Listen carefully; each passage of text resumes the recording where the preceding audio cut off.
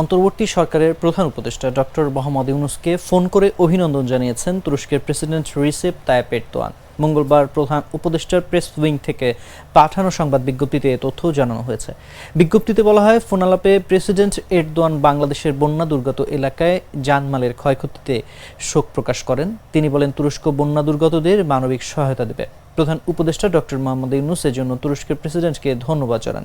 President Erdogan আরও বলেন, বাংলাদেশের পুনর্গঠন প্রচেষ্টায় সহযোগিতা করার জন্য তিনি একটি উচ্চ ক্ষমতাসম্পন্ন প্রতিনিধি দল পাঠাবেন। তিনি প্রধান উপদেষ্টাকে তুরস্ক সফরের আমন্ত্রণ জানান। এ সময় প্রধান উপদেষ্টা অধ্যাপক ডক্টর ইউনূস আমন্ত্রণ গ্রহণ করে বলেন, তিনি সুবিধাজনক সময়ে তুরস্ক সফর করবেন।